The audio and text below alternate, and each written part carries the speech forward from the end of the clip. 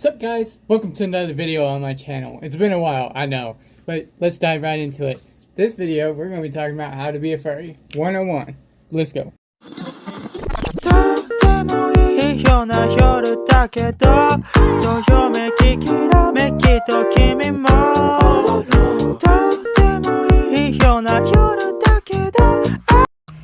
Hey guys. Alright, so let's dive into the subject, how to be a furry. To answer that question, I'm going to dig into my past a little bit. So, I learned about anthropomorphic characters somewhere around the age of 12 and 13, or started to understand what that really meant. Of course, we see it in a lot of cartoons like Bugs Bunny, Donald Duck. Those are some of the most common, universally well-known characters that are anthropomorphic. Now, some less well-known, but also still pretty well-known characters are like Gumball and Darwin Watterson from The Amazing World of Gumball from Cartoon Network. And then there's other characters out there too, like Nick Wilde and Judy Hopps from Zootopia. Those are also anthropomorphic characters. And I used to see those characters a lot, and then I was like, that is really cool. I want to draw some stuff like that, but I want to create my own character, right? So that was kind of the basic phrase that I did without even knowing what a furry was. And I just started drawing stuff. And a lot of my drawings ended up being similar to stuff like this, but much more toned down to being more like cartoon type of stuff. Again, this is just on a basic Microsoft Bing furry art. Just a basic, type in furry art. This is what you'll see. So after I started drawing a lot of stuff, I had a friend ask me, are you a furry? And I said, what's a furry? Because I'm like, I'm seeing this, I'm drawing this stuff, I'm creating my own characters, but I'm a human being, so what are you talking about? What is being a furry? To understand that question a little bit better, you gotta know what anthropomorphism, if I can talk. You gotta know what that word is, or anthropomorphic. Either word works. But what the word's definition is an attribute of a human characteristic or behavior to a god, animal, or object, is what anthropomorphism is. And usually furries tend to take the first little part, an attribute of a human characteristic, or behavior to a god, animal, or object. We commonly we take that definition and we change it a little bit. We take that definition, and then what we do is we say, we have human characteristics with animals. We kind of mix the two characteristics together, creating an anthropomorphic character. And then a lot of people joining the community ask themselves the basic question. If I was a part of the community, and I would, not if I was part of the community, if I was a furry, what would I be? Is the basic question that every single person asks themselves. And here's where you really get your creative juices flowing. And then one of the most common species is actually wolves. I'll show you. Up on Google or something, on an online survey, 4 wolves are internationally still the most prevalent single persona species. So there you go, my friends. Foxes and cats are second and third place as persona species. And then there's a lot more complicated mixed species where you can mixed species, like you can mix dragons and wolves. You can mix a fox and a saber-toothed tiger. I've seen someone do that before. That's pretty cool. And then you're gonna mix species. You're gonna do a design for your character. You want to decide, is he going to be a cool character? What kind of character is he going to be? And all these questions are kind of what a lot of people that join the community ask themselves when they join. And that's kind of the main thing that everybody has in common at FurCons and stuff like that. And we all get together, we all talk about it, and we all yeah, this is a character I've created. I have 4 different characters I've created, and I have a couple of fursuits in the back I also made of these characters. And they're like, oh yeah, that's so cool. Well, I created this character as well. And then we just kind of geek about it, really. It's what it is. It's like joining a Comic-Con or a Anime Con where you celebrate characters that already exist. The only difference is that you create your own character. You're not basing it off of things that already exist. You're creating your own character. So, being a furry, that's really what being a furry is about, is creating. That's really what it is creating an anthropomorphic character that relates to you on multiple levels. So that would be, you know, the first big step of joining the furry community or being a part of the furry community, is asking yourself those questions and start designing. So I'm about to give you an example. Alright, so I'm going to show you the process of how to do that and creating your character. So first I showed you, you know, what it really means joining the community and like the basic entryway into being a part of the furry community, or being a furry, as they call it. Which really, you're just an anthropomorphic artist, is really what you are, but they tend to call you a furry. So I'm not the one who makes this stuff up, dude. So I'm just telling you information I know. So when you come into this, you want to go into answering these questions, right? So what species do you want to be? Well, what species do you like? Wolves are very common. Foxes are also very common. Cats are very common. So for me, I've already probably had one of all three already. So I'm going to do something different. So let's say I like bunnies, right? I like the drooper floofers. I've seen fursuits with really cute drooper floofer. I call them drooper floofers, but it's just really long, saggy ears. Like, you've seen those big hound dogs with the big floppy ears? I love those. Those are so cool.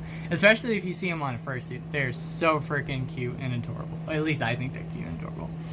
Again, I'm entitled to my own personal opinion about this. But, so, I like rabbits. And I also like foxes. So, I've not done either or, though I haven't done either one of those species before. So, what I'm going to do is, I'm thinking I'm going to mix those two together. And what would that species be? I don't know. I'm thinking about calling it a fox bit. You know, fox, and then take the end of rabbit. You know, fox bit. Yeah. So anyways, so that's what my character is going to be. He's going to be a fox bit. Why a fox bit is because I think that'd be a cool combination. I haven't seen that as a hybrid before, so I'm going to try to, you know, test the waters a little bit. Alright guys, so I've already kind of been drawing this out a little bit, for a little bit now. So all you do is you just grab a sketchbook, you grab a pencil, and then you just start drawing. And if you're bad at drawing, that's okay, you don't need to be good at drawing. You just have to scribble something down, and it's cool. You just gotta draw it out. It's about your creativity, it's about having fun. It's not about your artwork being the top tier, the best of the best. You're just having fun, you're just scribbling, really. So here's kind of what I imagine a fox bit to kind of look like. Where he kind of has like a basic, you know, fox face with a very short snout here, kind of like a bunny. And his ears, I want to show you the ears. The ears aren't quite like rabbit ears, they're kind of more detailed, more like triangles. I decided to kind of go with a triangle look for the ears because bunnies have long, circular, oval ears. And foxes have short, stout triangle ears. So I figured, what if we just elongated a triangle, basically, and kind of made them look like long rabbit ears, but they're still pointed like a fox. So it's not like a curve at the end. It's more pointed, but they kind of droop a little bit. Which is why I show him with his ears laying back, because a lot of bunnies tend to have their ears laying on the back of their neck, right? And then a front view and then a side view is what I'm going for. And I decided to add horns because I do not have any sort of characters with horns. I'm just going to do little basic stout, like devil horns, basically this is what I'm going to do.